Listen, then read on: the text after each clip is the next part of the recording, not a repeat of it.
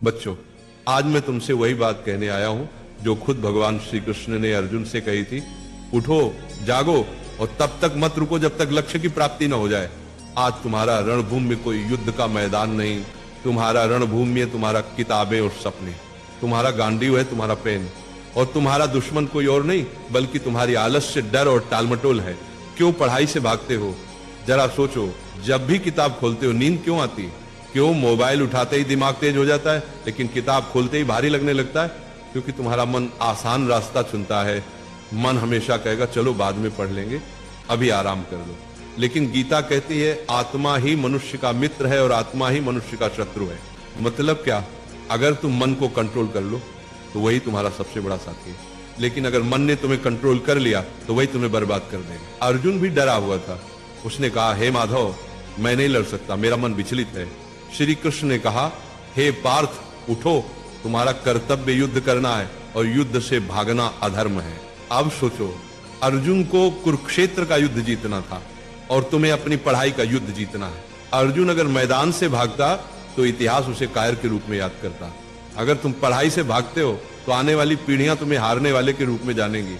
गीता का सबसे बड़ा संदेश है, कर्म करो, फल की चिंता मत करो। आज अगर तुम 5 घंटे पढ़ते हो तो तुरंत रिजल्ट नहीं दिखेगा, लेकिन ये मत सोचो कि मेहनत बेकार जा रही है। हर दिन का पसीना, हर दिन की पढ़ाई तुम्हारे अंदर ज्ञान और आत्मविश्वास का पहाड़ खड़ा कर रही है। फल अपने समय पर आएगा और जब आएगा तो दुनिया तुम्हारे कदम चूमेगी। आज तुम्हारा असली दुश्मन पढ़ाई नहीं, तुम्हारा असली दुश्मन है आलस्य, ध्यान भटकना, सोशल मीडिया और कल से पढ़ेंगे वाली सोच। गीता कहती है संयम ही सच्ची विजय है। अगर तुम अपने दिमाग को मोबाइल से हटाकर किताबों पर टिकाना सीख गए तो तुम वही विद्यार्थी बन जाओगे जिसे देखकर लोग कहेंगे ये लड़का भगवान की दी हुई मिसाल है। याद रखो, अर्जुन ने युद्ध इसलिए जीता क्योंकि श्री कृष्ण उसके साथ थे। तुम्हारे पास भी श्री कृष्ण है, तुम्हारे गुरु, तुम्हारी किताबें और तुम्हारा विश्वास। जब भी थक जाओ ये मंत्र याद करो, उठो अर्जुन, पढ़ाई तुम्हारा धर्म है, पढ़ाई तुम्हारा कर्म है। तुम्हारा धर्म अभी सिर्फ एक है, पढ़ाई। बाकी सब इंतजार कर सकता है लेकिन समय नहीं। वक्त निकल गया तो कोई गुरु तुम्हें नहीं बचा पाएगा।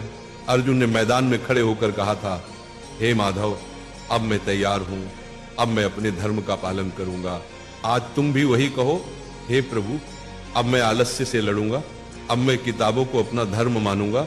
आज से तुम पढ़ाई से भागोगे नहीं, आज से तुम किताब को दुश्मन नहीं बल्कि सबसे बड़ा मित्र मानोगे। आज से तुम वही विद्यार्थी बनोगे जिसे देखकर माँ बाप की आंखें गर्व से भर जाएंगी। याद रखना, पढ़ाई ही तुम्हारा युद्ध है, मेहनत ही तुम्हारी गीता है और सफलता ही तुम्हारी विजयश्री है। और एक बात नाम जाप किया करो, राधा राधा। 24 घंटा में सिर्फ मुझे 24 मिनट देकर देखो।